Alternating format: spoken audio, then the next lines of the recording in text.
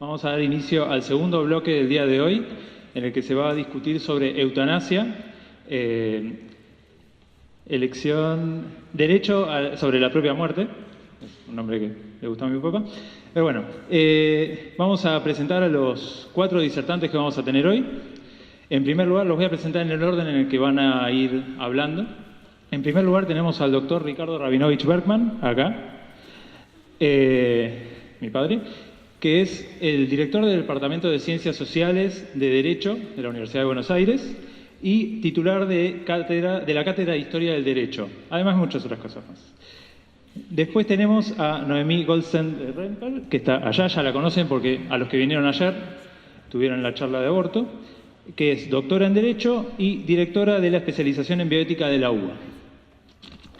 Tenemos varios. Después tenemos a Elian Pregno, que está ahí. Me encanta porque saludan todos cada vez que los presento. Que es doctor en Filosofía del Derecho y profesor investigador de la Facultad de Derecho de la UBA, todos. Y por último, tenemos a Andrea Gastrón, aquí, que es vicedirectora del Departamento de Ciencias Sociales, también de Derecho en la UBA, y doctora en Sociología Jurídica. Así que bueno, sin más preámbulos, los dejamos con ellos. Muchísimas gracias.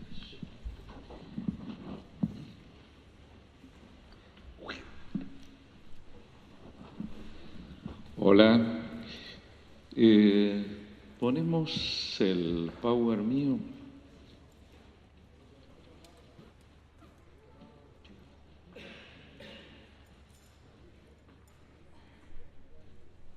Gracias. Bueno, primero que nada, muy buenas tardes a todas y a todos y mi agradecimiento a todos los organizadores de este ciclo, que me parece excelente y que los felicito. Tengo el pedido muy especial que voy a respetar completamente de no hacer unas referencias personales a mi señor hijo que me acaba de presentar, así que no voy a hacer ninguna referencia personal a toda la profunda admiración que tengo por él. Así que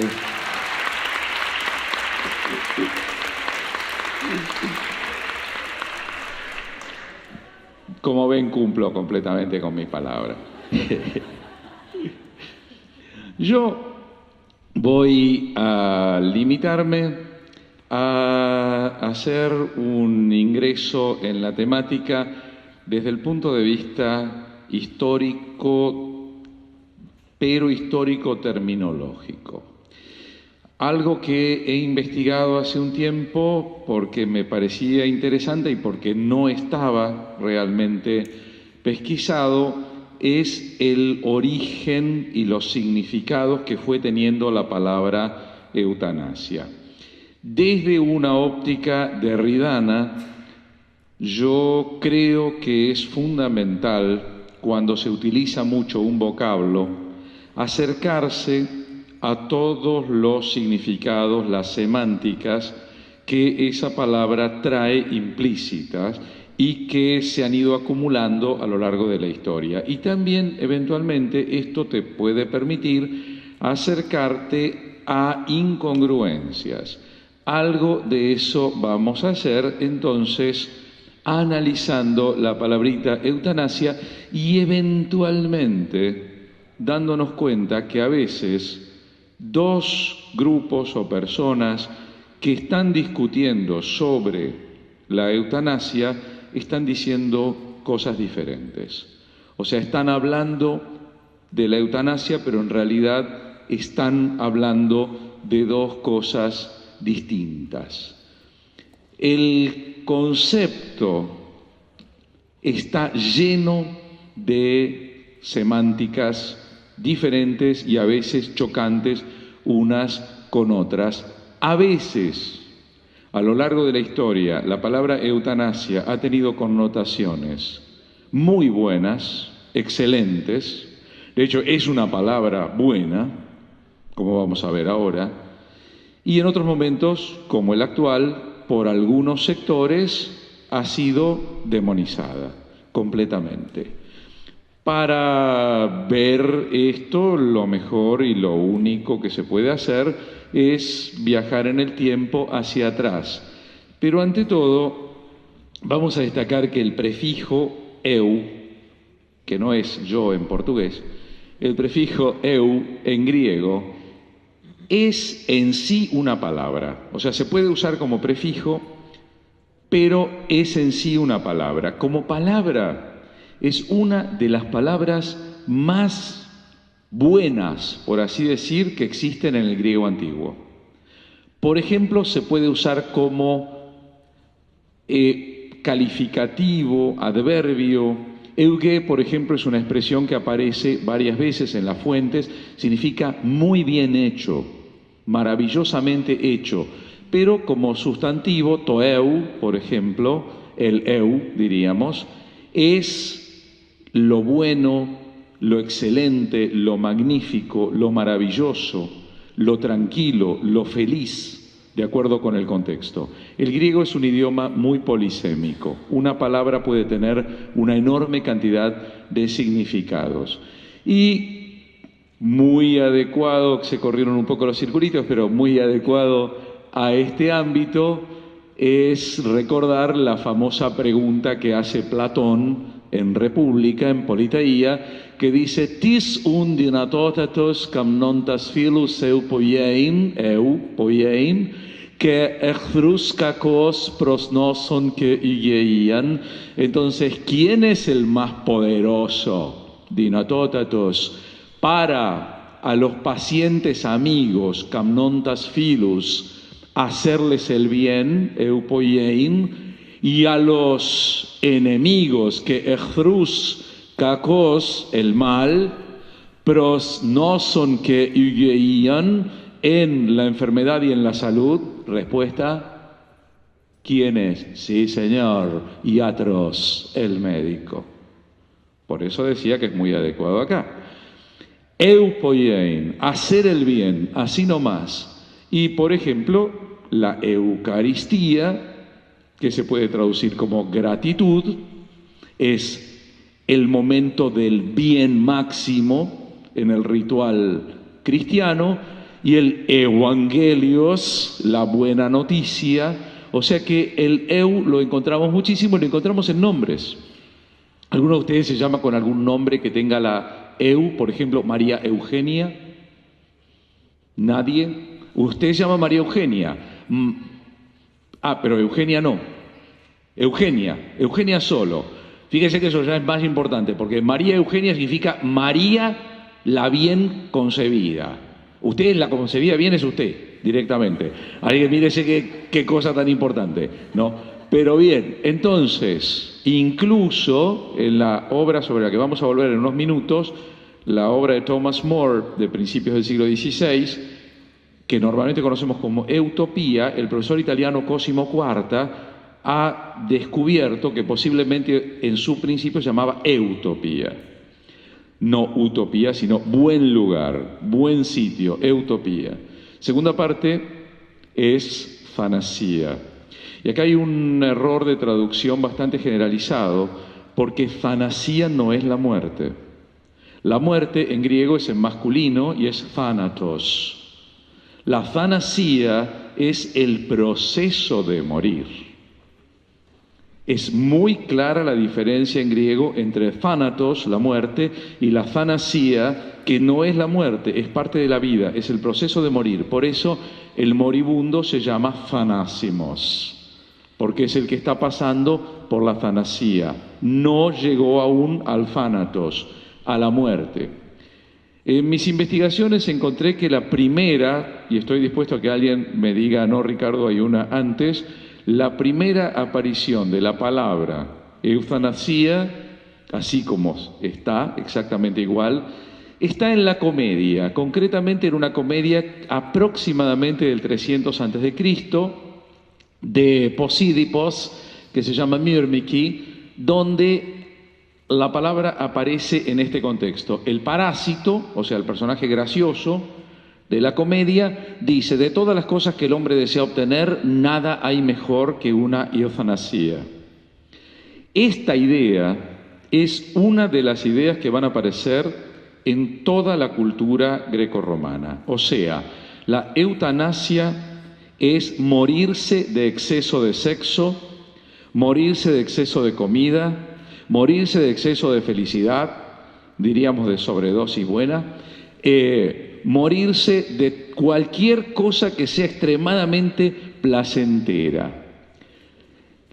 Luego va a aparecer, durante el siglo siguiente, en el estoico Chrysippos, otro sentido.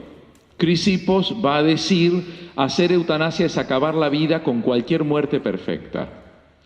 Acá el sentido va a ir dejando ese origen hedonista para entrar en una muerte buena de algún tipo. Por ejemplo, el griego Polibio, ya en el siglo siguiente, va a considerar eutanasia la muerte gloriosa en combate o el suicidio del que ha perdido la batalla y entonces por su honor se mata a sí mismo.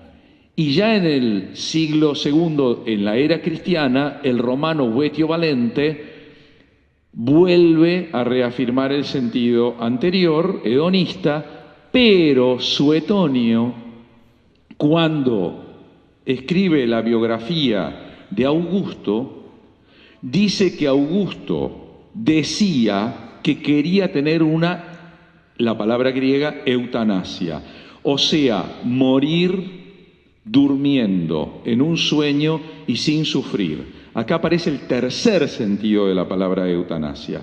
O sea, teníamos morirse por exceso de placer, una buena y heroica muerte y morir sin dolor, morir sin sufrimiento. Es el tercer sentido que aparece históricamente. Sabemos que Cicerón sostenía la idea de la muerte heroica como eutanasia por una carta satírica que le escribe un amigo, y en el judeo romano Flavio Josefo, ya en el siglo I de la era cristiana, el sentido de eutanasia empieza a reafirmarse, pero vinculado también con las creencias judías, o sea, con las creencias que van a ser base del cristianismo. En esa misma línea, el filósofo judío platónico, que va a ser director de la Academia Platónica, Filón de Alejandría, en una época bastante cerca, dice: una buena vejez y una eutanasia son los mejores bienes del ser humano, que Clemente, uno de los padres de la Iglesia, va a decir dos bendiciones que Dios les dio a los humanos sin tenerlas él mismo. Dios no tiene ni una buena vejez ni una buena muerte, sin embargo se las dio a los seres humanos. ¡Qué paradoja!, dice Clemente. Marco Aurelio, en una época bastante cercana, va a volver a insistir, va a decir: vete de la vida como quien hace eutanasia, cuya alma se desliza tranquila fuera del cuerpo. O sea, la idea que ponía Suetonio en Augusto. Y en uno de los últimos libros del Antiguo Testamento, el libro segundo de los Macabeos, vuelve el sentido judío, que entra perfectamente en consonancia con los anteriores. Morir en la tortura, es el caso de Eleazar, el padre de los Macabeos, es un ejemplo de eutanasia según las leyes de Israel. O sea que ahora nos encontramos con que la eutanasia también estaría bien para las leyes de Israel. Orígenes, uno de los padres de la Iglesia, va a destacar esto que había dicho el libro de los Macabeos, diciendo que esto es un ejemplo para todos los cristianos.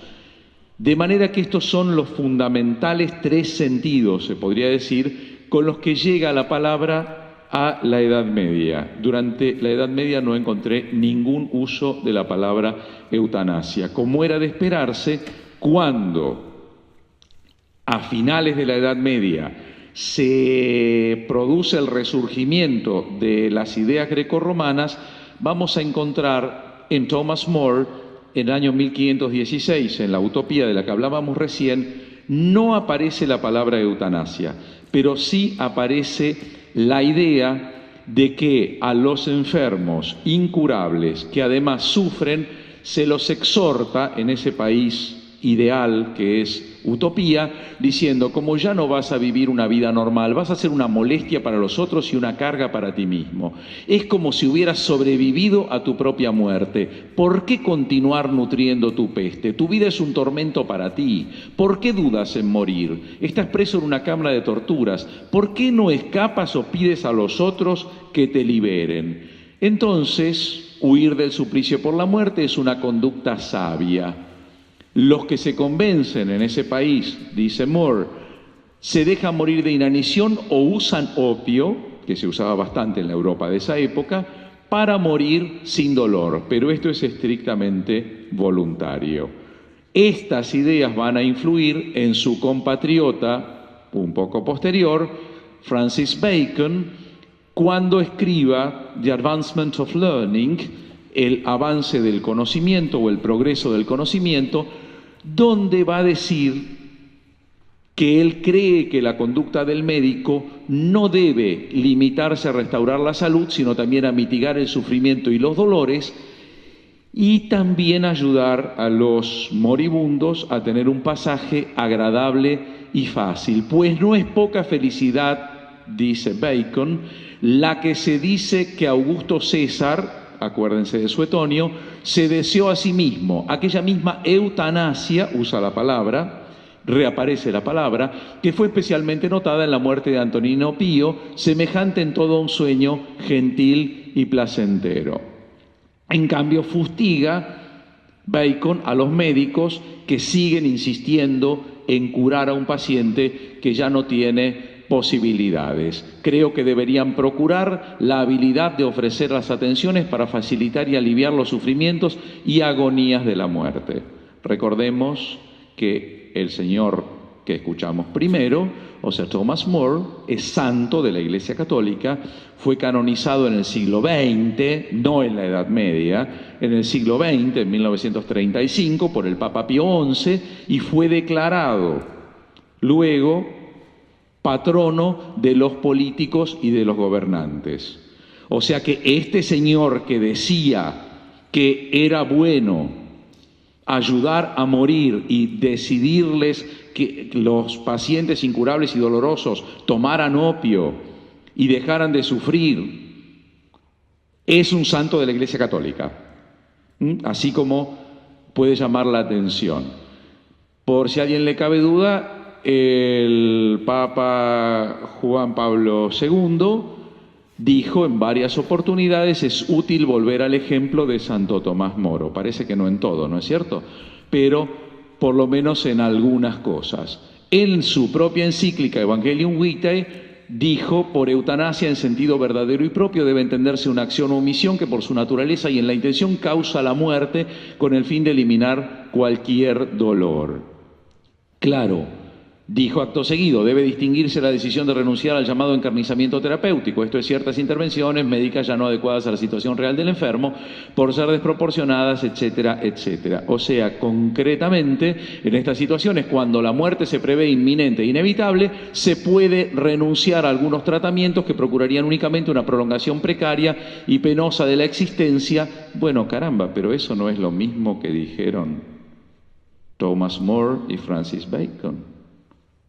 Solo que Francis Bacon lo llamó eutanasia, pero es exactamente lo mismo. No parece haber ninguna diferencia de fondo. La renuncia a medios extraordinarios o desproporcionados, dice Juan Pablo II, no equivale al suicidio de eutanasio, expresa la aceptación de la condición humana ante la muerte. ¿Qué es lo que cambió? Y con esto voy a terminar. ¿Qué es lo que cambió? ¿Qué es lo que hizo que la palabra eutanasia pasara de ser una palabra tan querida por el pensamiento cristiano? De hecho, hay fuentes, que yo no las traje acá, pero donde se habla de la eutanasia de Cristo. O sea, la buena muerte de Cristo como eutanasia. La muerte de Cristo en la cruz como eutanasia. ¿Qué es lo que pasó? ¿Qué es lo que cambió? Aparentemente, la culpa si la vamos a echar a alguien, siempre hay que echársela a Darwin, ¿no? Y como ustedes saben, en 1859, en El origen de las especies, Darwin desliza al final de un párrafo que en última instancia la muerte de los anfibios no es algo malo, sino que es algo bueno. Por supuesto, no está hablando de los seres humanos, está hablando de las especies vegetales y animales, pero su primo Francis Galton, 10 años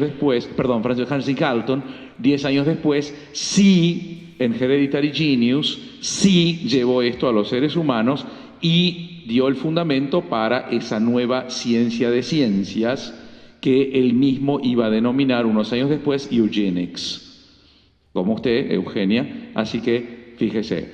Entonces, ahí sí va la idea que va a generar, por ejemplo, unos años después, una respuesta desde el campo neuropsiquiátrico, pero con reflejos sobre el campo jurídico, en el médico psiquiatra italiano Cesare Lombroso, cuando escriba L'uomo delincuente, y lleve estos criterios a decir, bueno, de esta manera entendemos la existencia del criminal como un enfermo, como una persona que tiene un problema biológico irrecuperable.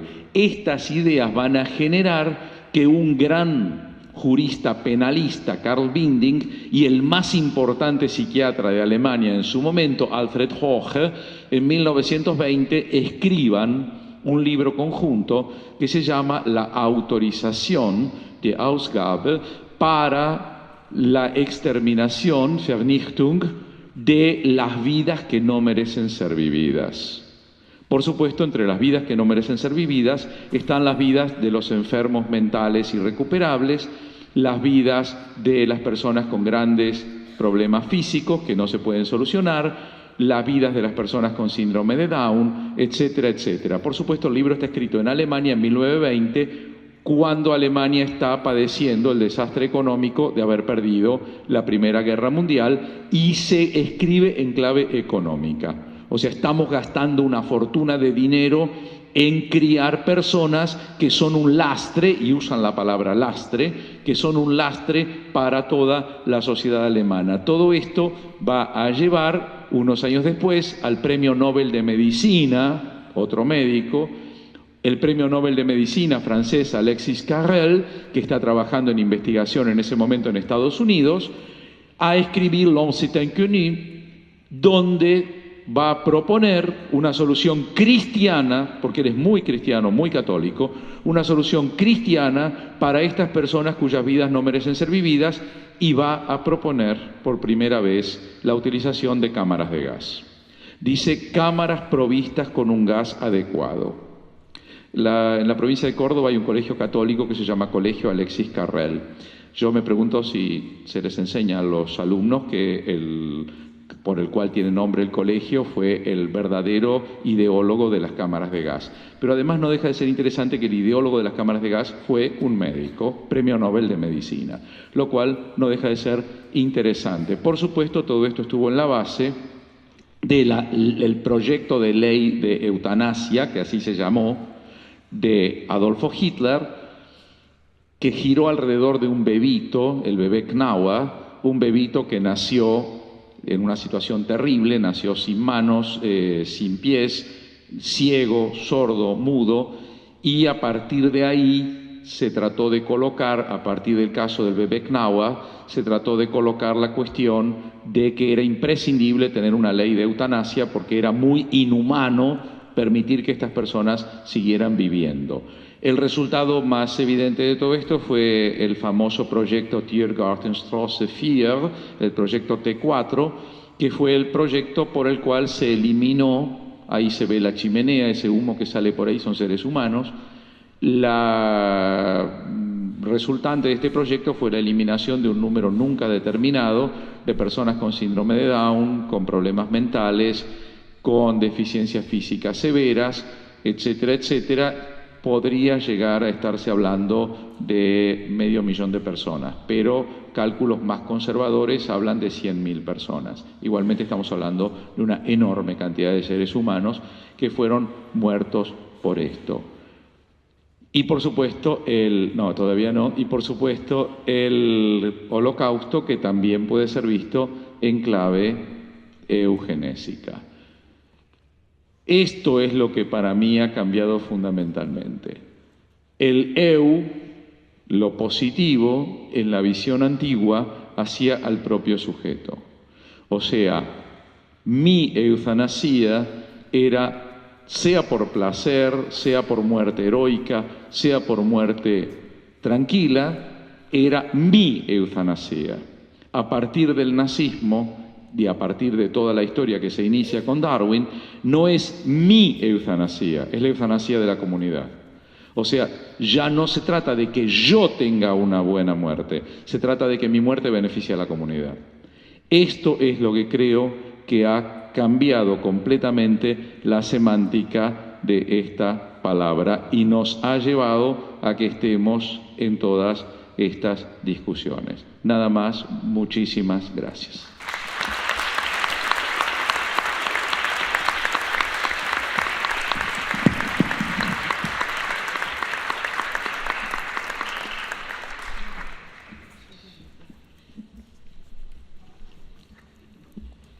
¿Listo? Buenas tardes, muchas gracias a los organizadores por la nueva convocatoria. Creo que no es casual que me hayan convocado para dos temas que aparentemente lucen diferentes y sin embargo tienen en la base la misma discusión. Cuando ayer hablábamos de aborto, estábamos confrontando el bien jurídico vida con la libertad de decidir, en este caso de la mujer. Hoy, cuando vamos a hablar de eutanasia, nuevamente vamos a confrontar el bien jurídico vida con una libertad, la libertad de autodeterminación. Claro, lo que estamos hablando tiene que ver con, como decía Iván, la disponibilidad de la propia vida. ¿Mi vida es disponible?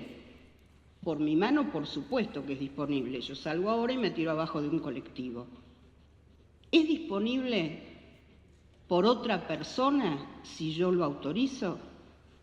Si yo ahora le pido a Elian que rompa mi teléfono, él lo va a romper y el derecho no le va a hacer ningún tipo de reproche. Si le pido a Elian que me insulte, tampoco va a tener reproches. Si le pido que me manosee sexualmente, tampoco va a tener reproches. Veo la cara de Ricardo. De la misma manera que no va a tener ningún tipo... Tampoco va a tener, Elian, ningún tipo de reproche si le pido que, por ejemplo, me encadene. En cambio, si le pido que me mate, sí va a tener reproche.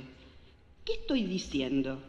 Que yo puedo disponer de mi propiedad, de mi integridad sexual, de mi honor, de mi libertad, y no puedo disponer de mi vida. Yo tengo honor, tengo libertad, tengo propiedad, pero soy mi vida. Lo más mío parece que no puedo disponerlo. Y ustedes pueden pensar, bueno, si querés matarte, matate, no lo jorobes, Elian. Claro, porque yo puedo salir ahora a Paraguay y tirarme abajo de un colectivo. Pero si yo estoy cuadripléjica, yo no quiero vivir más. ¿Cómo hago para morirme? No puedo.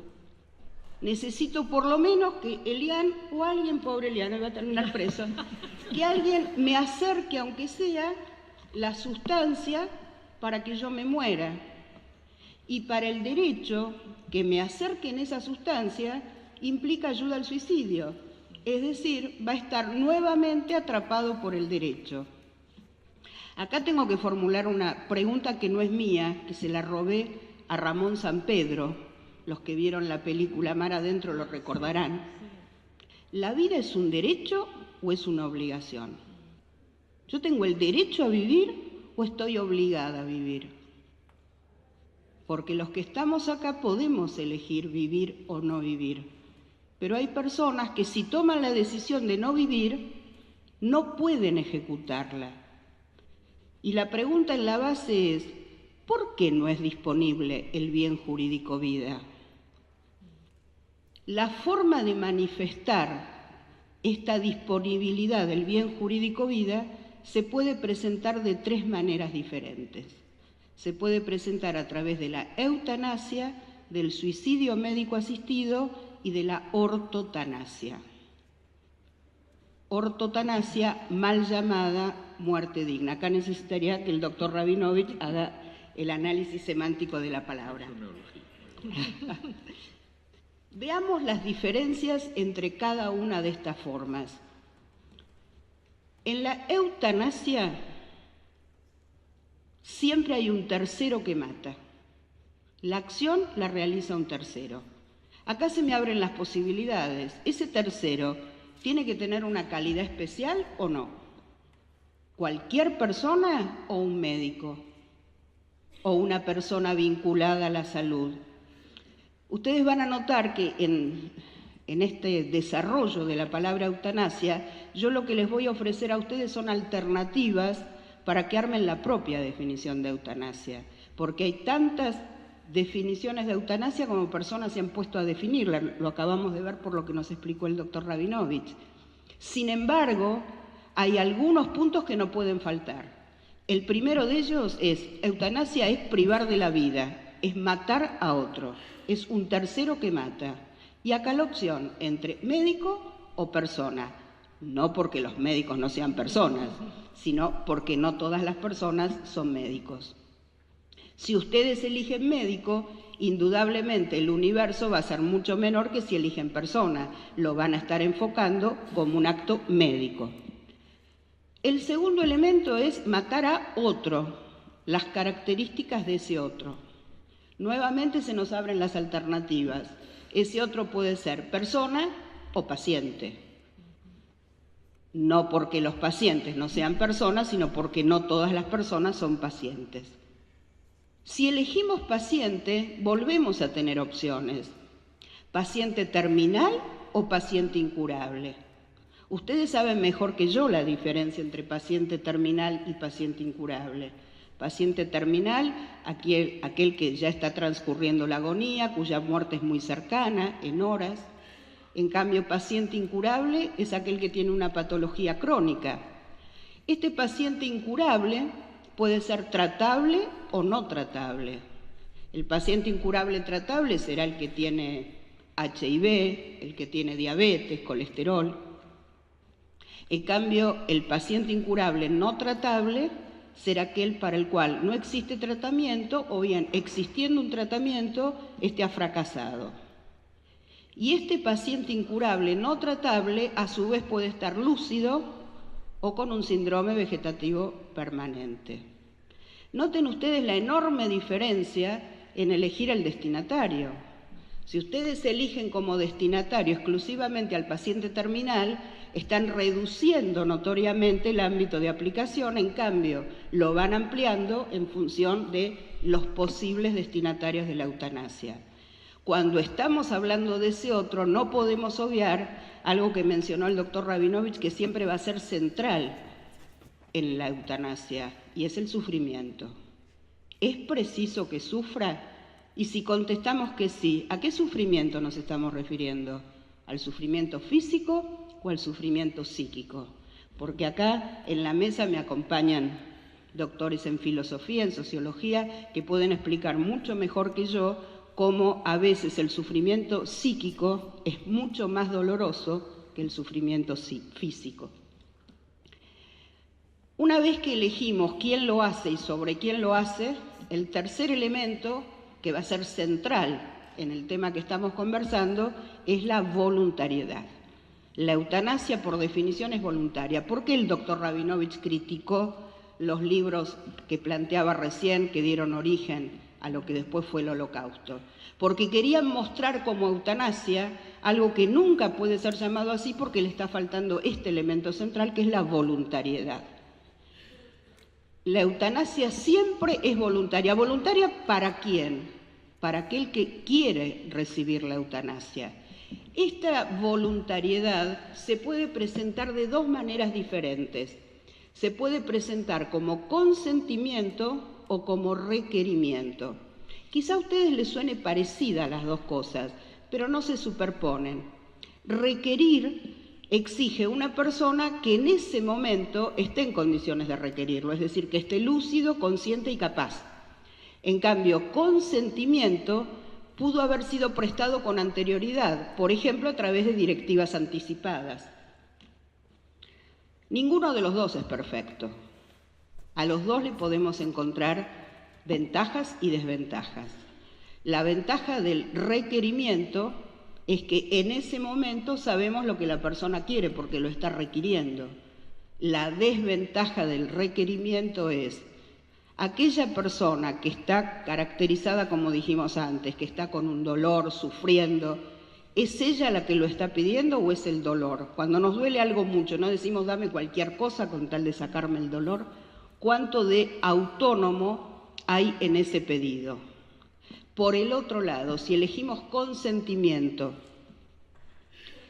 la ventaja es que puede ser solicitado con anterioridad. La desventaja, si hoy prestamos consentimiento y hacemos una directiva anticipada, ¿estamos seguros que puestos en esa situación mantenemos la posición? Como todo, es una cuestión de opciones. El cuarto de los elementos es que siempre la eutanasia tiene que ser en beneficio del paciente, en su mejor interés.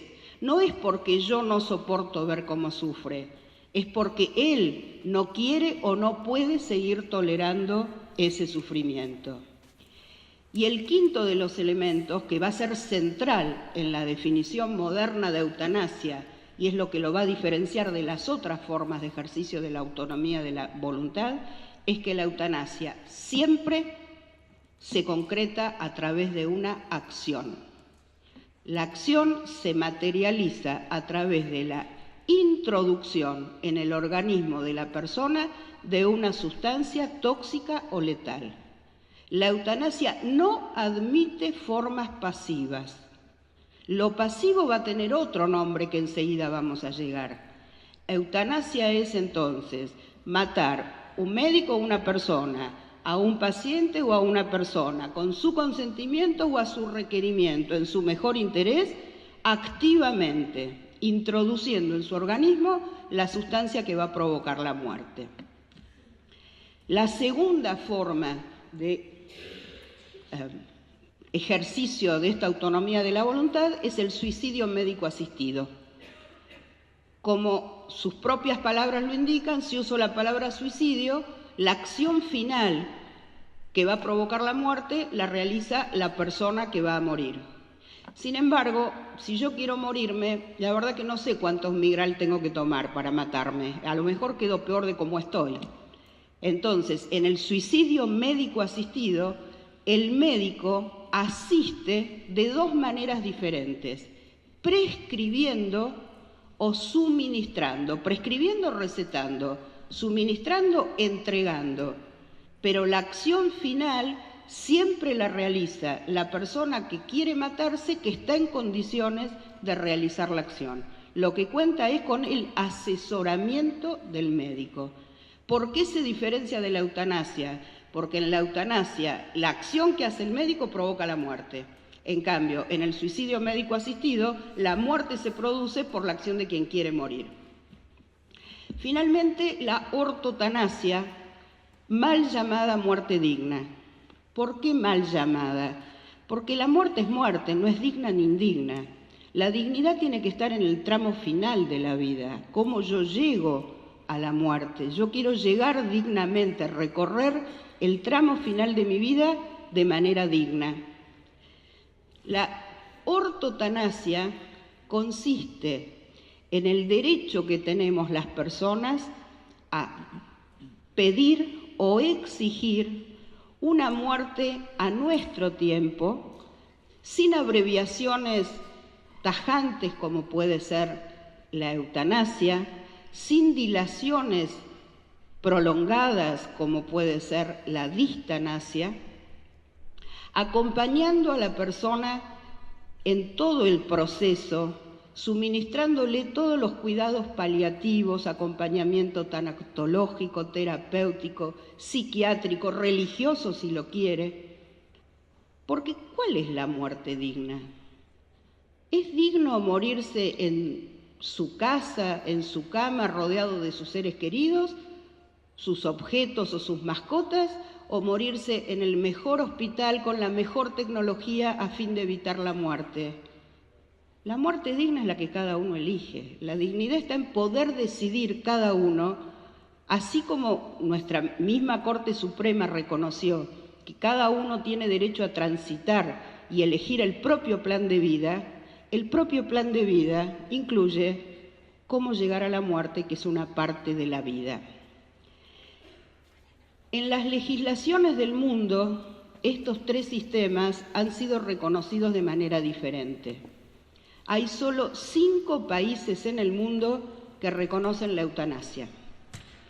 Debo decirles que esta es una problemática absolutamente del siglo XXI.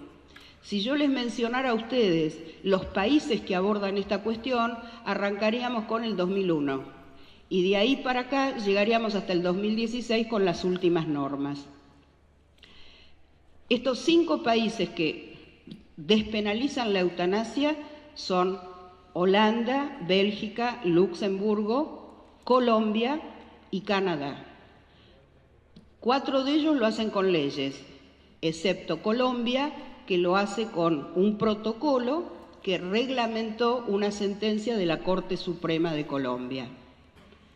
En cuanto al suicidio médico asistido, aparece fundamentalmente en muchos estados de Estados Unidos.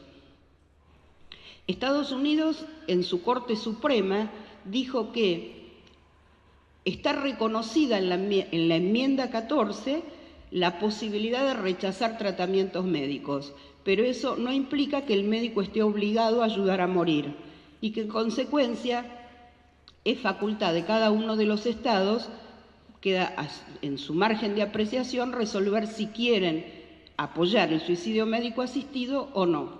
Esto ha dado lugar a que el primer estado que incorporó el suicidio médico asistido fue sobre fines del siglo pasado Oregon, y a partir de ese momento, del 2008 a hoy, se han incorporado Washington, Montana, Vermont, California y Washington D.C., el Distrito de Columbia, ahora recién en este año. Distinta es la problemática con la ortotanasia. Son muchos los países que han ido incorporando en sus legislaciones esta posibilidad de decidir cómo transitar el tramo final de la vida. Países europeos y países americanos como Uruguay y Brasil.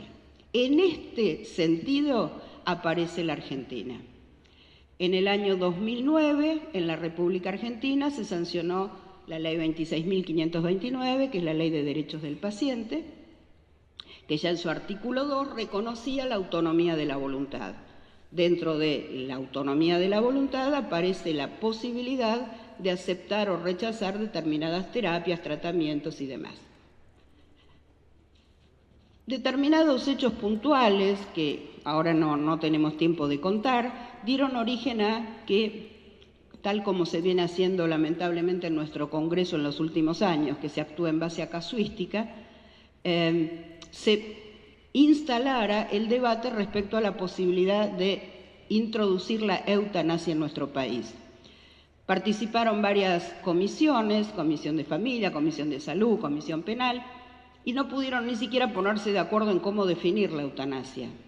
Entonces optaron por reformar la Ley de Derechos del Paciente, introduciendo en el artículo referido a la autonomía de la voluntad la facultad no solo de aceptar o rechazar tratamientos, sino que puntualmente estableció que en el marco de esta potestad, un paciente que presente una enfermedad irreversible, incurable o se encuentre en estadio terminal, fíjense que de las alternativas que mencionamos tomó absolutamente todas, pero inclusive amplió más porque dice, o que haya sufrido lesiones que lo coloquen en esta misma situación, es decir, que se está refiriendo ya hasta a persona y no a paciente, porque ha sufrido, no tiene una enfermedad, sino que ha sufrido, por ejemplo, un accidente de tránsito, debidamente informado, obviamente estamos hablando de la autonomía de la voluntad, es preciso el consentimiento informado,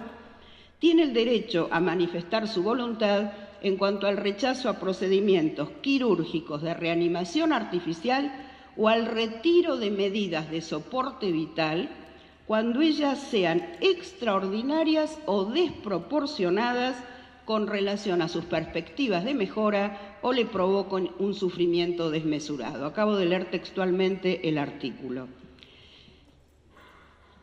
Hasta acá podríamos hasta decir que estaba incluido en la redacción original de la ley el hecho de aceptar o rechazar terapias.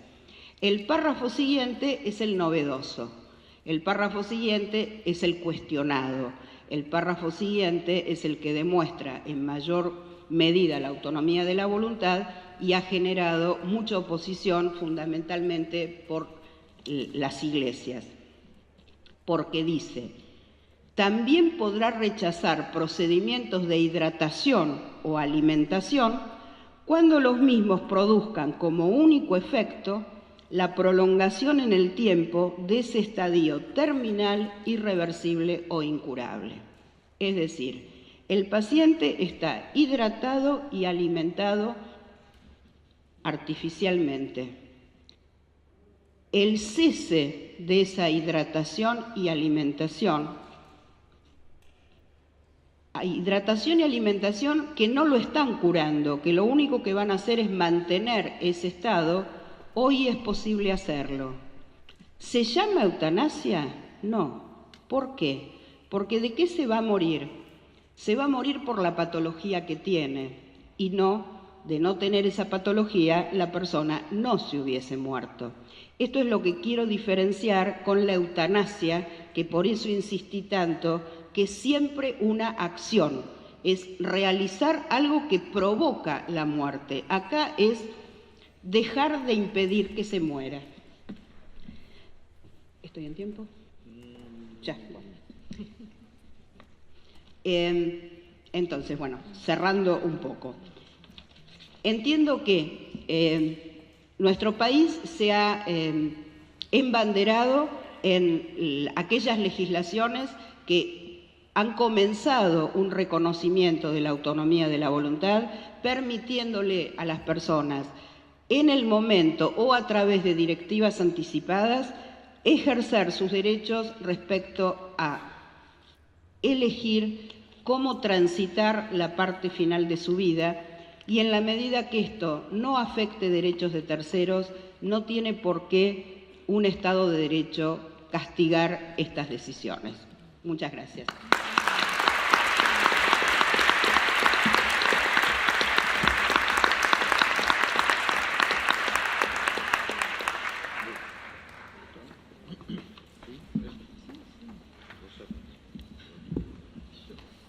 Vamos a ser breves, porque bueno y breve 2 veces bueno.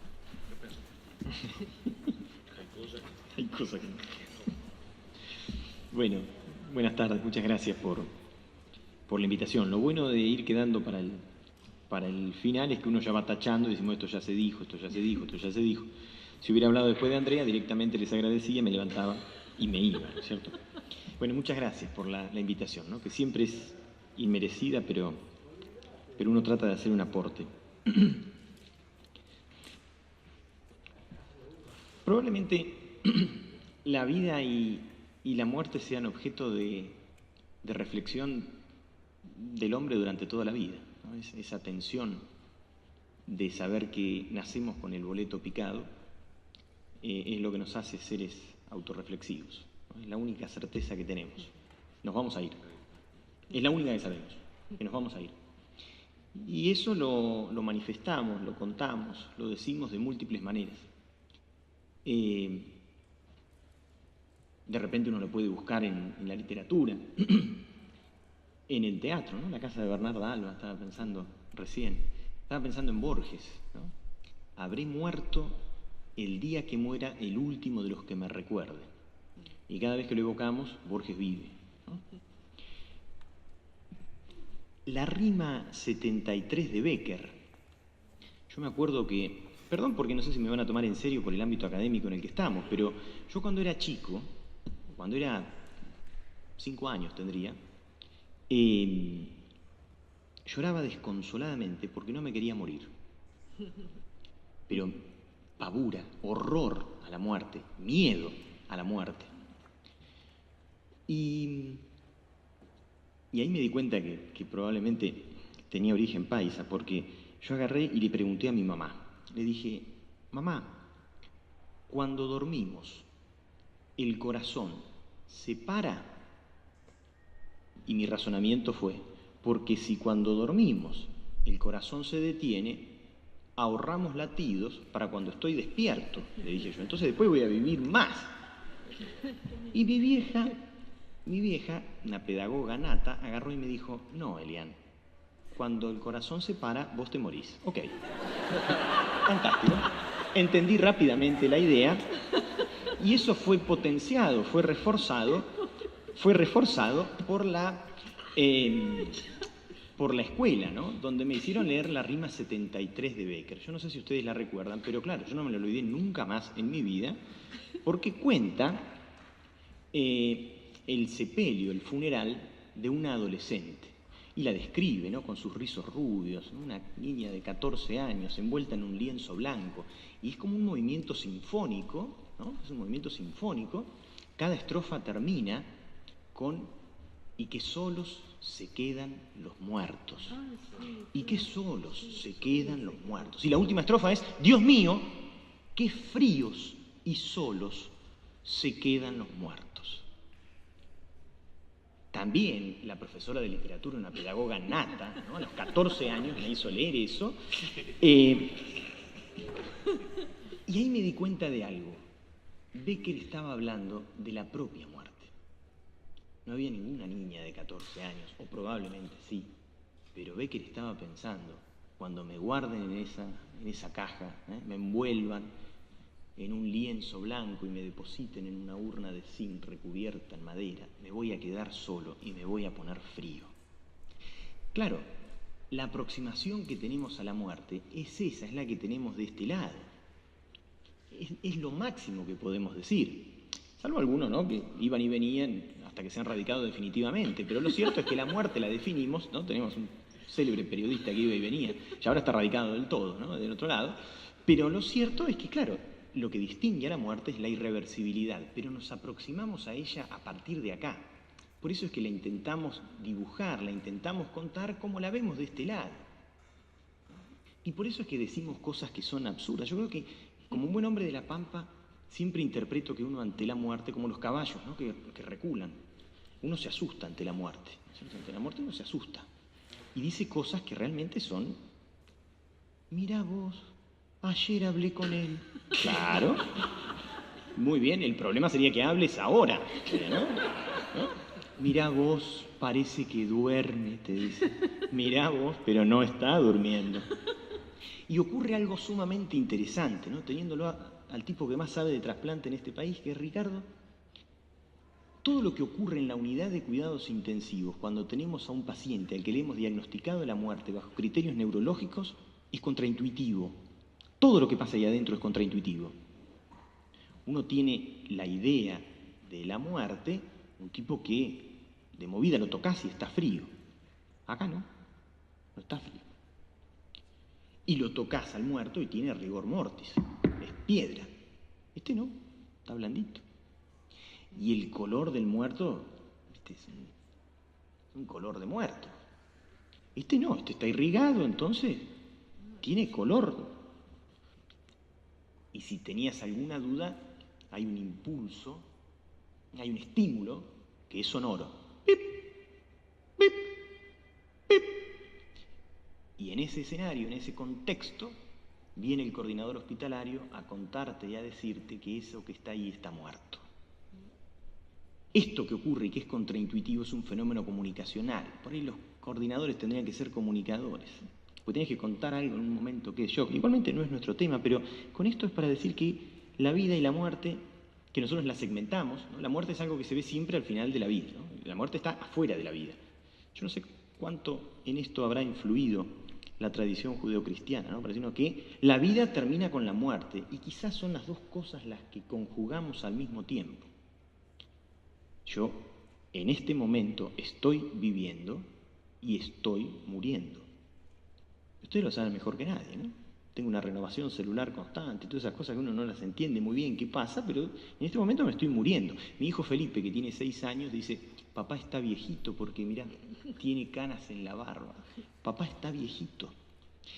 Y a mí, algunas de las reflexiones que me interesaba compartir con ustedes es que un problema que tenemos los abogados, un problema serio entre todos, pero un problema serio que tenemos, es que la vida y la muerte le desconocemos naturaleza procesal y estamos obsesionados con que se trate de un acto, ¿no? Entonces nos compramos hoja cuadriculada para construir un eje cartesiano y delimitar exactamente el día y la hora. ¿Cuándo fue? 1809. Entonces tenés que poner exactamente el día y la hora del nacimiento o de la muerte y le quitamos esta naturaleza procesal. Claro, ¿por qué ocurre esto? No es porque somos malos, o sí, pero esta metodología del aislamiento, nosotros estamos permanentemente aislando, permanentemente fraccionando, porque la nuestra es la disciplina de la seguridad. Es la disciplina. Entonces tenemos que encapsulamos los fenómenos, aislamos y eso vuelve en seguridad, con una finalidad estrictamente pragmático, porque el valor que queremos realizar es la idea de orden. Tenemos que saber quién se murió primero. Oiga, esto no es que se va a morir toda la gente al mismo tiempo. La gente se muere ordenadamente. Fíjate lo que hacemos, ¿no? La gente se muere en orden. Primero uno y después se muere el otro, no es que se mueren todos juntos. Incluso lo que hacemos es sustituir la causalidad natural por un criterio de imputación. Y acá quería llegar para que pensemos el tiempo, ¿no? La idea de tiempo. Y yo siempre termino pidiendo disculpas porque termino contando anécdotas, pero yo cuando era chico iba en el auto con mis viejos en la ruta de noche, ¿no? Y yo me preguntaba esto. También era pibe, chiquito. Yo decía, cuando yo no estoy acá, miraba así a la banquina, ¿viste? Cuando vas en el auto así, que está el pasto oscuro, yo decía, ahora que ya pasamos, ¿qué está pasando en el lugar que pasamos? Papá, le preguntaba yo. Y mi viejo es un tipo simple, un tipo sencillo, ¿viste? Decía, qué sé yo, qué está pasando. Decía, pero ahora que no hay nadie ahí para verlo, ¿qué pasa? Y a lo mejor esto es lo que nos permite pensar que la idea de tiempo natural, ¿no? Que lo cautivó a San Agustín y que lo traumó a San Agustín, si existe o no existe una idea natural de tiempo, lo cierto es que cuando nosotros nos subimos arriba del tiempo, eso se transforma en temporalidad. Y esta idea de ordenar y clasificar la temporalidad, primero, preguntarnos si existe una idea natural, porque es lo que nos permite clasificar cuándo es la última. Suponer que hay una última decisión, suponer que hay una decisión final, es porque existe una idea natural de tiempo y te permite clasificar.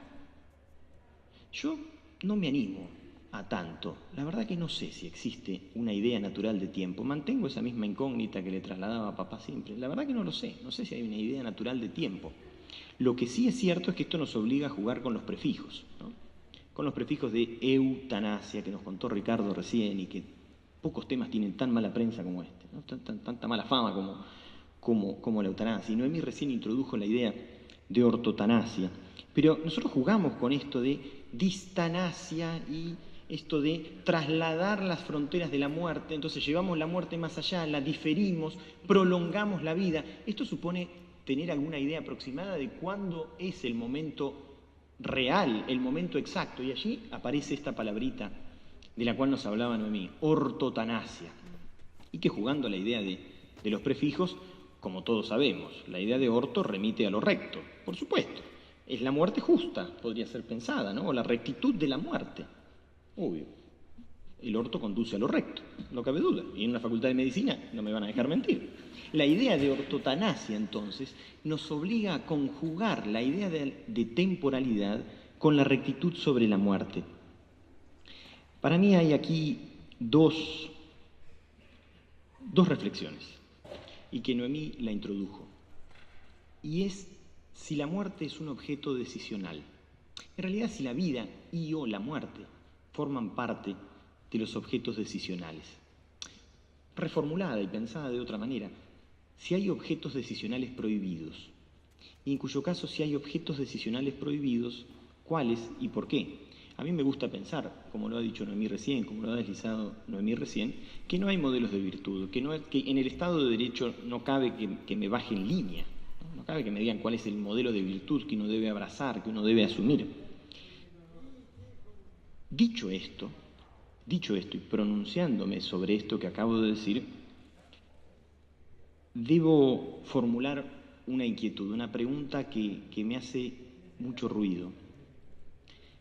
A veces me da miedo de transformarme en un idiota útil. ¿En qué medida abrirle paso a la autodeterminación?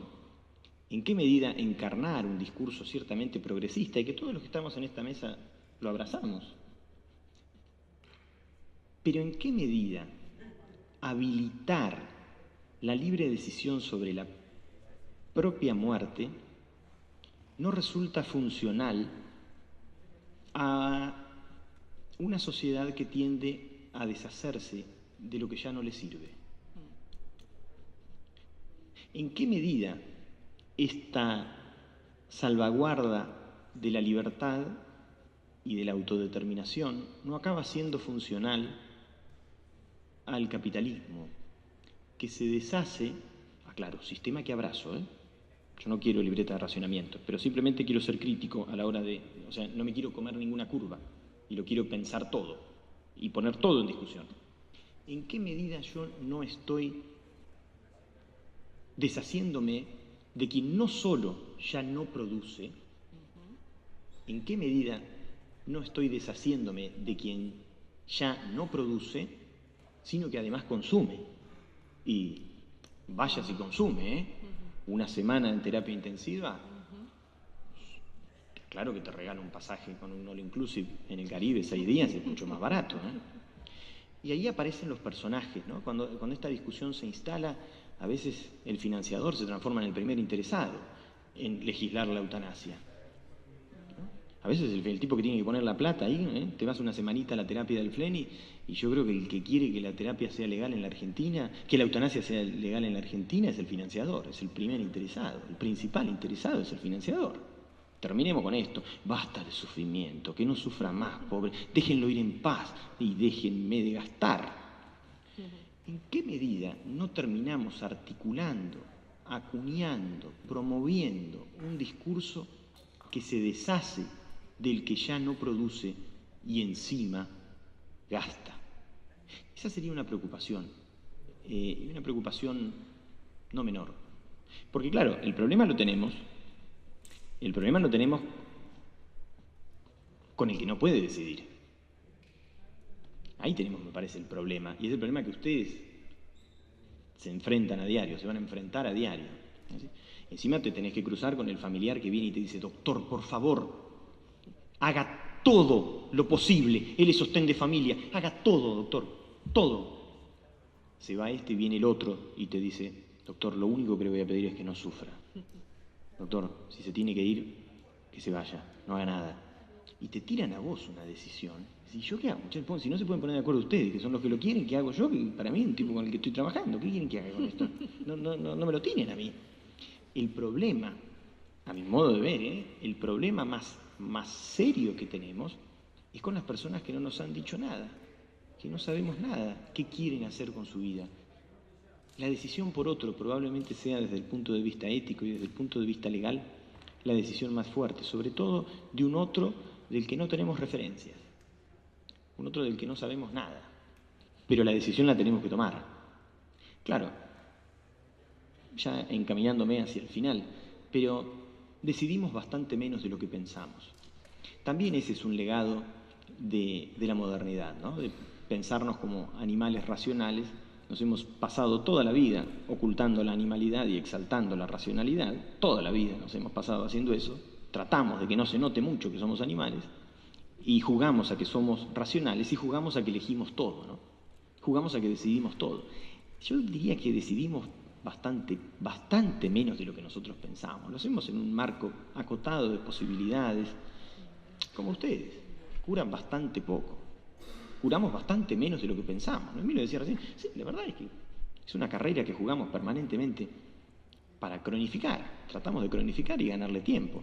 Ganarle tiempo a la muerte, porque como decía al principio, la finitud es lo único que sabemos. Y el día que logremos sobrepasarla y que no seamos finitos, lo celebraremos como corresponde, con un buen suicidio en masa. Así celebraremos el triunfo ante la muerte. Pero la última idea que quiero dejar planteada, y por supuesto para que podamos debatirla, el fin de la vida, y en esto sí me pliego a lo que decía Noemí recién, cómo vamos a vivir ni siquiera es como queremos, es cómo podemos. Decidimos bastante menos de lo que nosotros pensamos.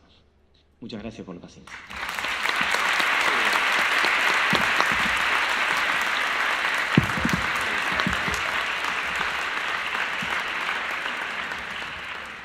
Bueno, un placer escuchar a mis colegas. Agradecer en primer lugar a los Rabinovich, a ambos, porque bueno, estoy acá por la invitación de Iván y de Ricardo. Y la verdad es que yo lo que vengo acá es un poco a la manera de Lian, ¿no? A plantear dudas. Tengo más dudas que certezas y sobre todo me interesa explicitar desde qué lugar voy a hablar ahora. Lo primero que a mí me surge es esto, como decía Noemí recién, ¿no? Esto de la muerte digna, que a mí me parece una noción problemática, así que voy a hablar primero que nada de qué es la dignidad, que de por sí también es una noción problemática. Hablar de la muerte digna, entre comillas, lo pensamos para los seres humanos, pero también podríamos pensarlo, y hoy cada vez más, con las nuevas corrientes sociológicas que consideran lo que significa desde el derecho y desde otras ciencias también, la vida y la muerte, digamos, de los animales no humanos, ¿no? Es decir, desde ahí también, ¿no? Los humanos que nos creemos con el derecho de decidir, bueno, para que no sufra y vamos al veterinario, ¿no? Sí, ¿qué derecho tenemos los humanos a decidir tan alegremente, digamos, sobre la vida y la muerte de nuestros hermanos no humanos, ¿no? Eso es algo que para pensar hacia adelante. Lo otro, tomar respecto de lo que es la dignidad. Ahora tomo algo de lo que es la dignidad, que es un concepto que podemos ver desde diferentes concepciones, ¿no? Desde una concepción bioética jurídica voy a tomar la definición que da Eduardo Tinant, que dice que esta definición de lo que es la dignidad se relaciona con el derecho tanto en un sentido positivo, la noción de dignidad humana se relaciona en este sentido con la autodeterminación en un caso concreto, fijando límites al derecho positivo, como negativo cuando prohíbe conductas indignas a la condición humana, ¿no?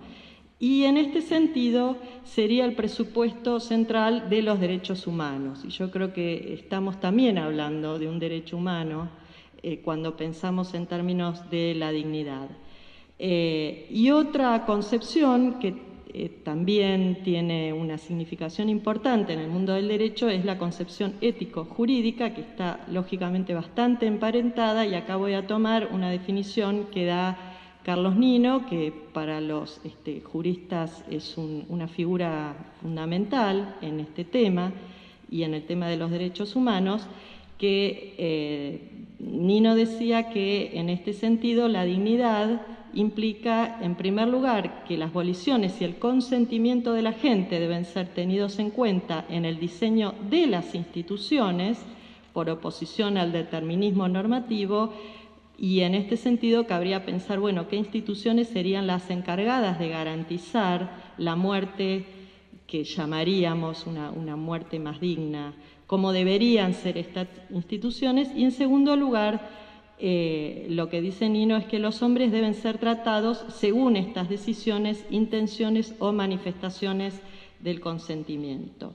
Pero en realidad, como yo soy socióloga del derecho, mi preocupación acá es pensar en términos de qué significa esto de la muerte digna, que es una noción, ya vimos, contradictoria, por eso siempre la pongo entre comillas, en relación con la sociología jurídica. Y acá es donde aparecen factores jurídicos, culturales y sociales, porque es claro que nuestra concepción de la muerte es algo que cambia con el tiempo, cambia con la cultura, cambia con la sociedad, ¿no? Entonces,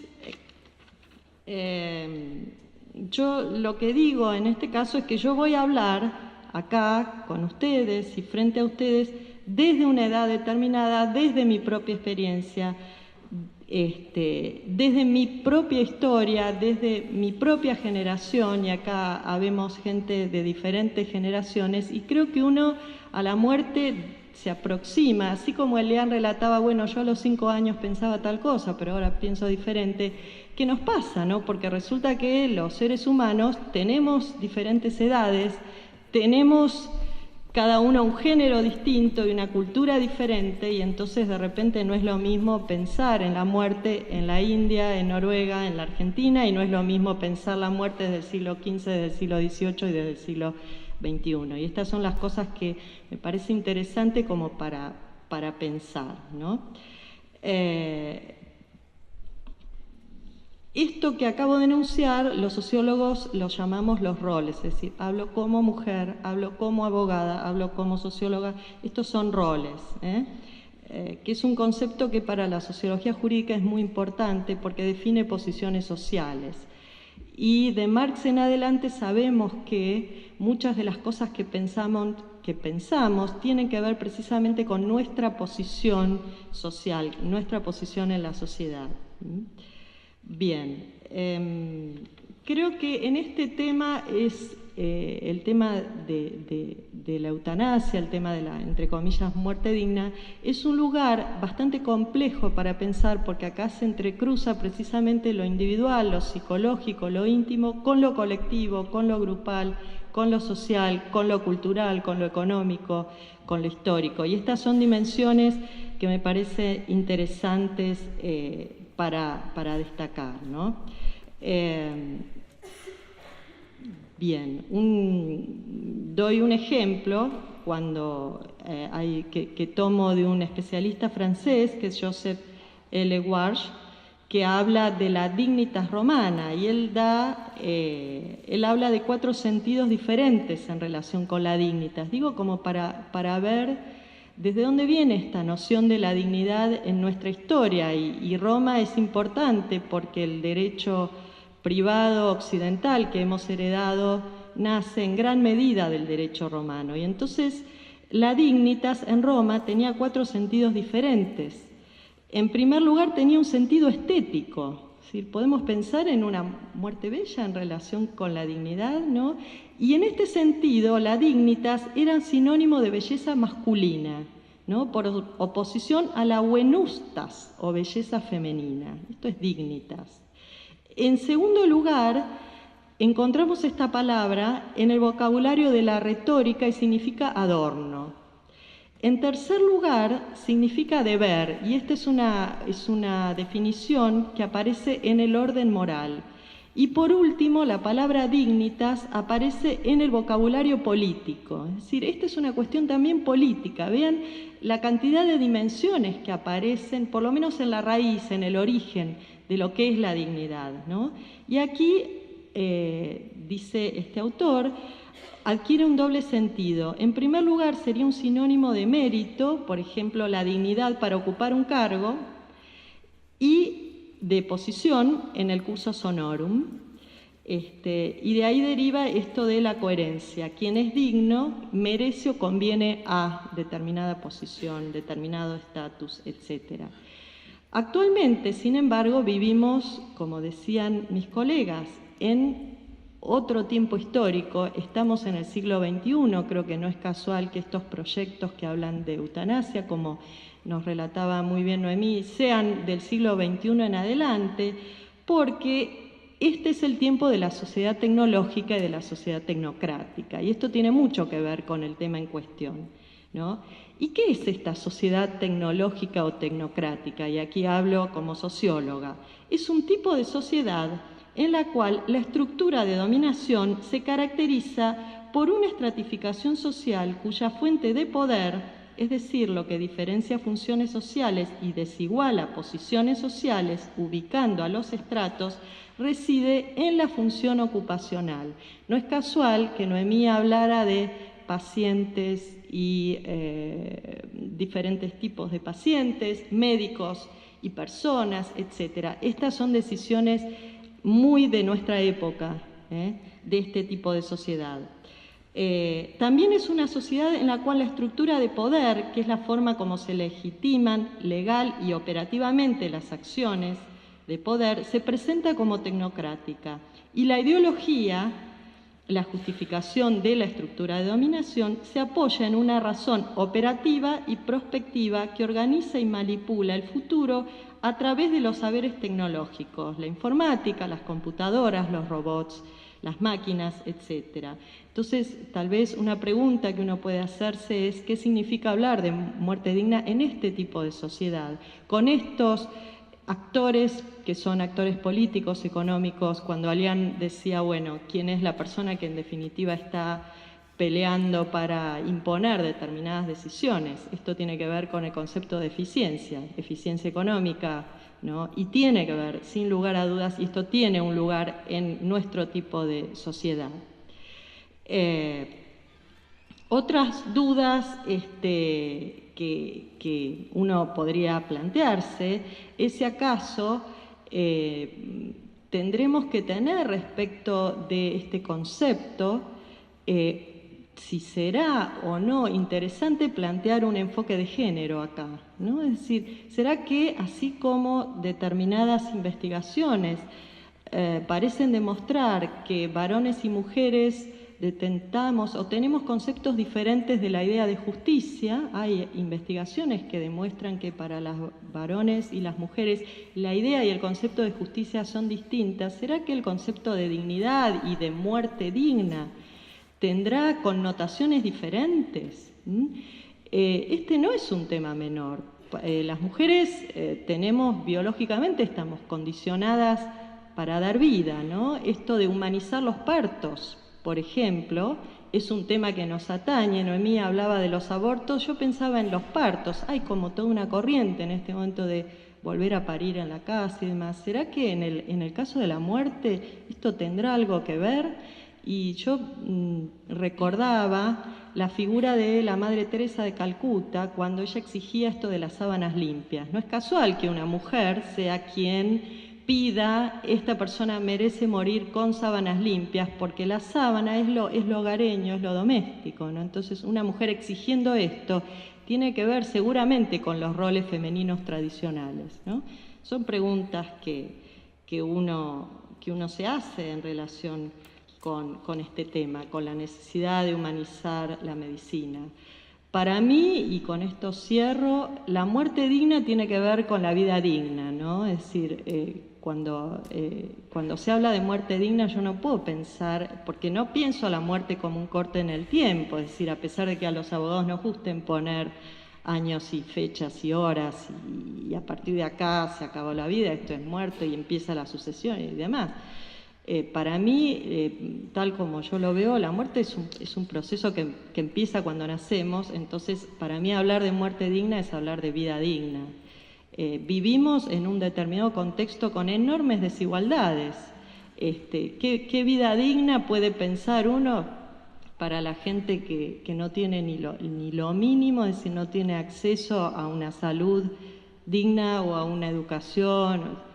Entonces, ¿de qué estamos hablando? Bueno, estas son las dudas, es decir, a mí lo que me preocupa es el contexto. Para mí hablar de muerte digna desde un contexto social que es el nuestro, que es latinoamericano, que es argentino, que es el siglo XXI, todo eso para mí es importante. Bueno, lo último, y para cerrar, así como este panel se abrió agradeciendo a los hijos, yo quiero agradecer a mis viejos que están acá presentes.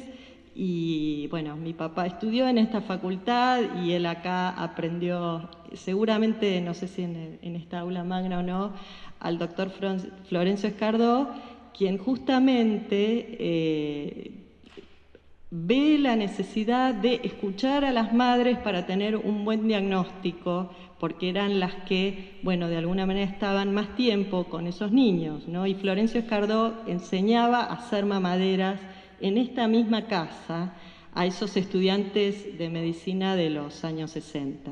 Así que, bueno, eso es todo. Nada más. Gracias.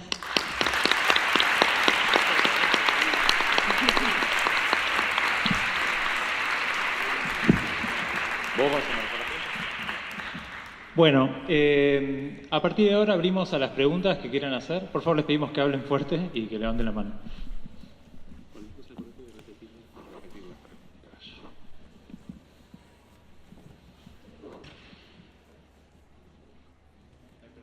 No todos juntos, por favor, de a uno, porque si no, semejante cantidad de preguntas se nos hace difícil.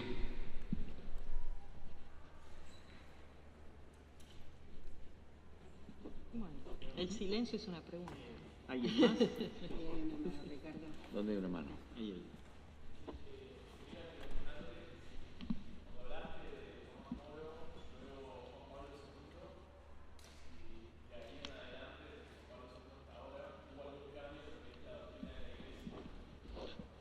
Sustancialmente no.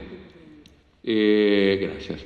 La pregunta, me olvidé, gracias por recordarme que hay que repetir la pregunta. La pregunta es si desde Juan Pablo II hasta ahora, desde la encíclica Evangelium Vitae, hubo alguna diferencia en la doctrina oficial de la Iglesia.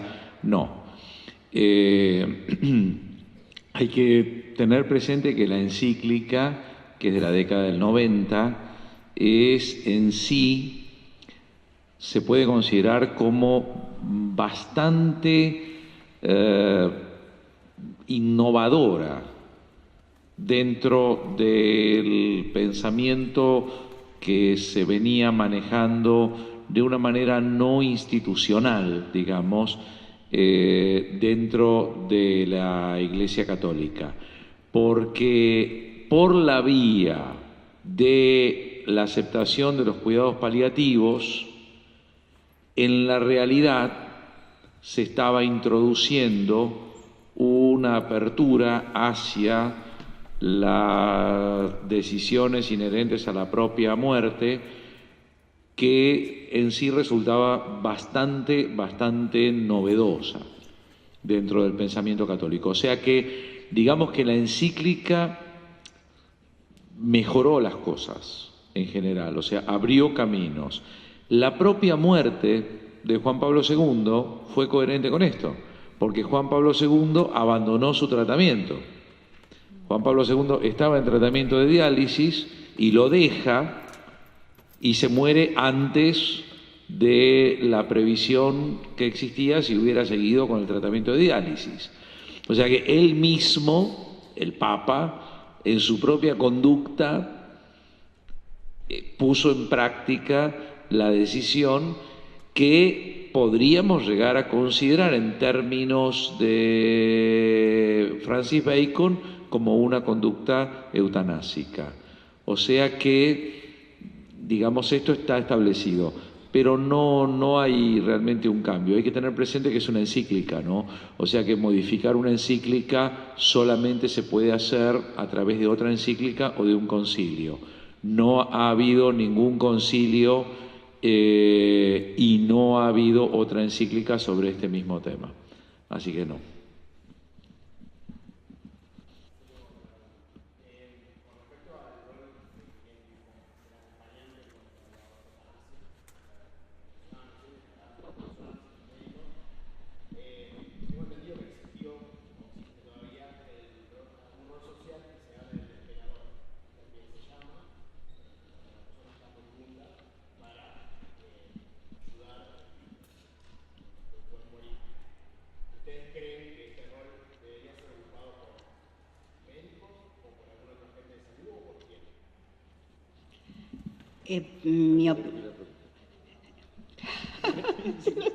¿Me repite la pregunta?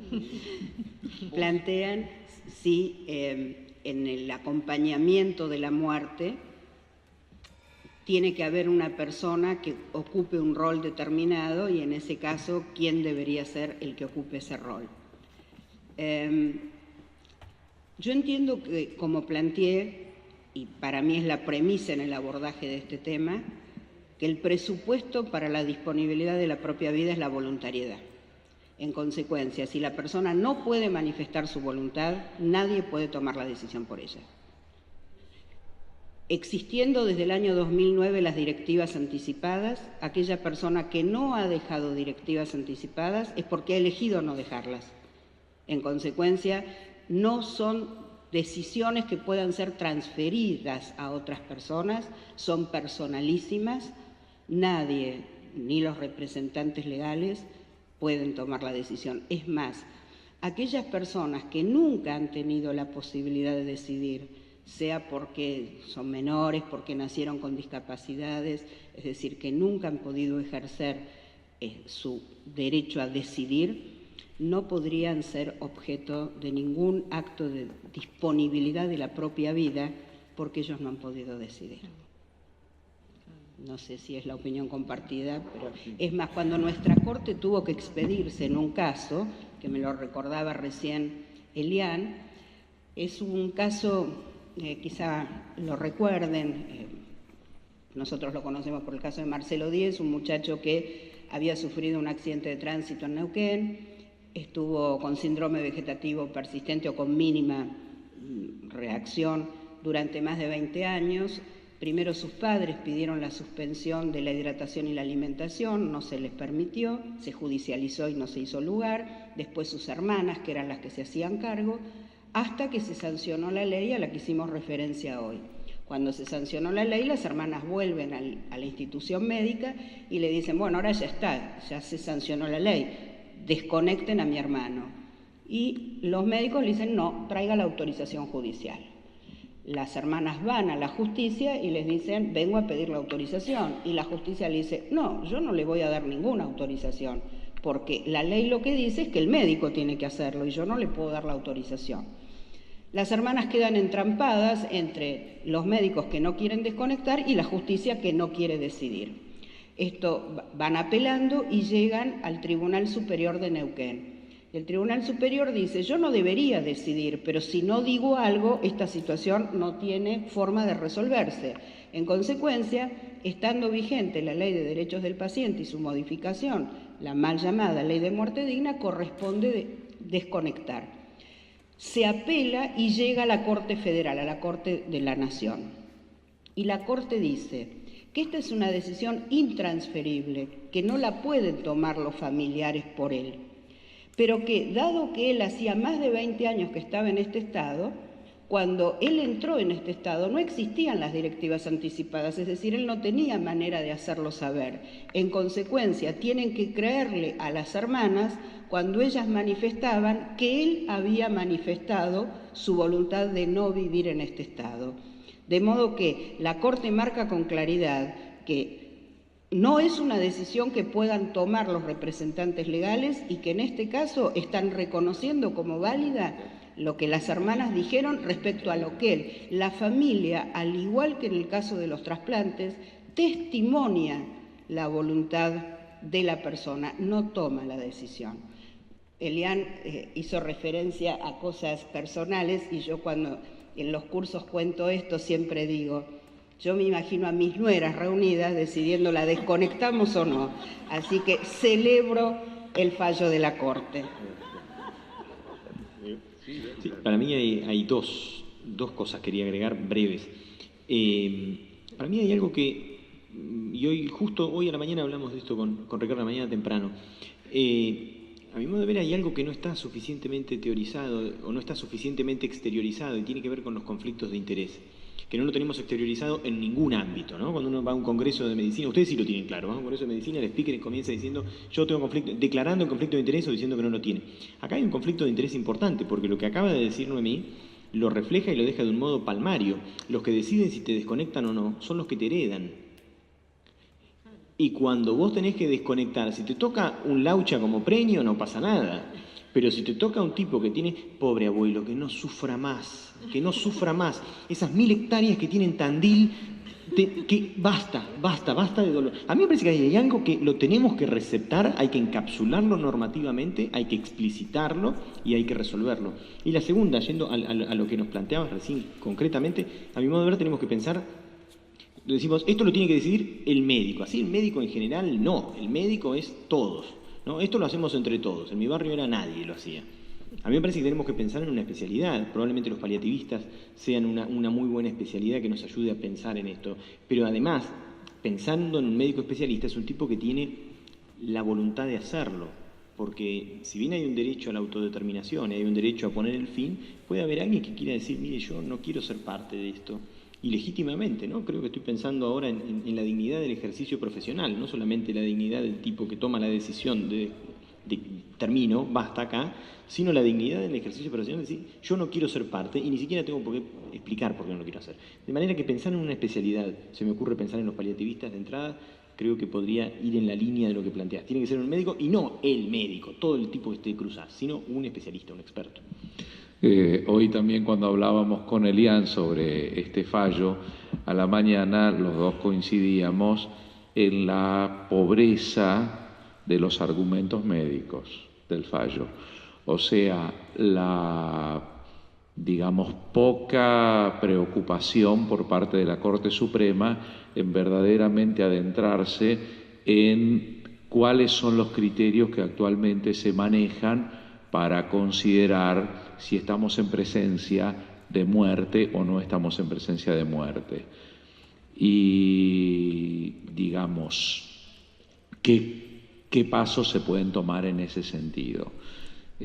A veces llaman la atención esta falta de interés, de preocupación por los criterios técnicos. Pero quería felicitar el hecho de que trajeras la expresión despenar, que fue una expresión que le interesó muchísimo en uno de sus trabajos primeros sobre el tema al gran penalista, criminólogo y filósofo del derecho penal Jiménez de Azúa, ¿no? Porque Jiménez de Azúa, que después iba a terminar por razones tristes, a consecuencia de la Guerra Civil Española y haber estado del lado que perdió, iba a terminar radicándose en Argentina, en Buenos Aires, pero todavía cuando vivía en España se quedó impresionado por la existencia de lo que se llamaba en las Pampas, dice él, despenar, que consistía en cuando se veía un gaucho, veía a otro que estaba muy herido, por ejemplo en un combate, en una batalla y que no se iba a poder salvar y estaba sufriendo, entonces se le colocaba un brazo atrás del cuello, una pierna en la espalda y ¡crack!, se lo mataba. Y esta conducta él la describe y dice que esto se llama en la región del Río de la Plata despenar.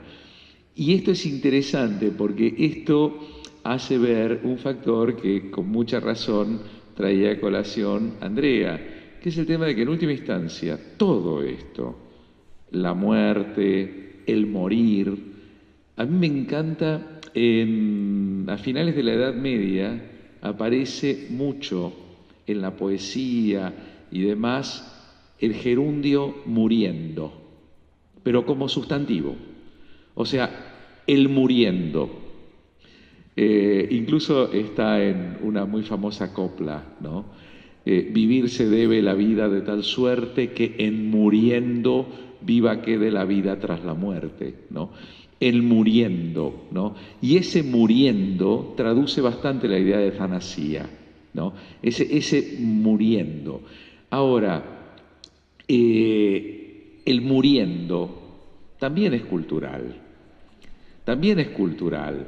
Ayer en un evento en la facultad hablábamos del suicidio y cómo el suicidio que generó la reforma universitaria, que fue el suicidio de un estudiante al que lo bocharon en una materia en 1871, que se llamaba Roberto Sánchez, pero no era Sandro, en 1871, y ese estudiante no tiene ninguna placa en ninguna facultad de la universidad, tiene ninguna placa, y es el estudiante que generó la reforma universitaria, que hoy en día afecta a gran parte del mundo, de las universidades del mundo. ¿Por qué no tiene ninguna placa? Porque se suicidó, posiblemente. Y el suicidio en nuestra cultura es algo negativo, peyorativo, malo, pecaminoso, delictivo, etcétera, etcétera. Resulta que en muchas otras culturas el suicidio es la mejor manera de morirse. Y nuestros antepasados romanos y los griegos estoicos, por ejemplo, también consideraban que el suicidio era la manera mejor que una persona tenía para morir. Entonces, también estamos hablando de nuestra cultura en particular. Como nuestra cultura es la cultura hegemónica en este momento, nosotros hacemos parte de la cultura, entre comillas, occidental, nunca sabemos occidental de qué, pero entre comillas occidental, y nuestra cultura es la que se siente dueña del mundo, especialmente desde el triunfo del positivismo. Se siente la dueña del mundo y todas las demás son inferiores, y qué bueno que se han adecuado a nosotros y que los japoneses usan corbata. Entonces, nosotros hablamos de estos temas como si estos temas fueran los temas generales de todos. Y la verdad es que hay otras aproximaciones culturales donde esto se plantea de una forma completamente diferente. Y el muriendo es visto de una manera muy distinta. Los judíos, los cristianos y los musulmanes compartimos la Biblia. Y la Biblia tiene una visión de la vida y una visión de la muerte. Pero hay muchísima gente que le parece que la Biblia es un libro muy simpático y muy lindo literariamente y muy poético, pero que ni es palabra de Dios ni nada por el estilo. Y hay muchísima gente que tampoco cree que haya Dios, y también hay mucha gente que cree que Dios puede estar, pero que no dice ninguna palabra. Entonces también hay que ver que hay otros puntos de vista. Y hay otra gente, si existen los budistas, y existen los taoístas y los sintoístas y demás. Yo me acuerdo con la ley de trasplantes, cuando se prácticamente demonizaba en Argentina con la publicidad y todo a los que no donaban los órganos. Y bueno, nuestros hermanos indígenas, en todas las culturas andinas, consideran que la verdadera muerte se produce a lo largo de los 9 días posteriores a la cesación del latido cardíaco. Entonces no donan los órganos, porque consideran que sacar un corazón, sacar un bloque cardiopulmonar, sacar un riñón de ese cuerpo es dañar un cuerpo que todavía está vinculado con el alma que no se ha separado. Entonces, cuando nosotros demonizamos al que no dona, estamos demonizando a nuestros hermanos indígenas que no donan los órganos, en lugar de respetarlos. ¿No? Y eso por no hablar de las cuestiones vinculadas a los testigos de Jehová, por ejemplo, donde ni siquiera solemos preocuparnos por saber qué piensa un testigo de Jehová. Yo me acuerdo una vez, yo he sido abogado de los testigos, de la Asociación Argentina de Testigos de Jehová, y me acuerdo una jueza una vez que me dice: doctor, es que ellos creen que pierden el alma si reciben una transfusión. Le digo: no, doctora, ellos creen que el alma no existe. Tómese el trabajo, por Dios, de ver qué es lo que piensa. Se está decidiendo sobre la persona. Tómese el trabajo de mirar qué es lo que piensa. El sábado, cuando vengan los testigos, hágalos pasar a su casa. Es increíble, los testigos nunca los hace pasar nadie, no van a saber qué hacer, pero no importa, hágalos pasar a su casa y pregúntele, me cuenta un poco lo que piensan. Se va a enterar que ellos creen que el alma no existe, no que creen que pierden el alma. Patético. Esa falta de interés por conocer, por abrirte al otro, por ver el otro. Hay que leer, si me perdonan, a un filósofo que nació en Lituania pero floreció en Francia, que venía de la tradición judía, que se llama Emmanuel Levinas. Emmanuel Levinas. Hay que leer a Emmanuel Levinas. Es una recomendación. Señor Iván Rabinovich. Bueno, entonces les damos acá en nombre de la mesa. Hay una pregunta. Pregunta.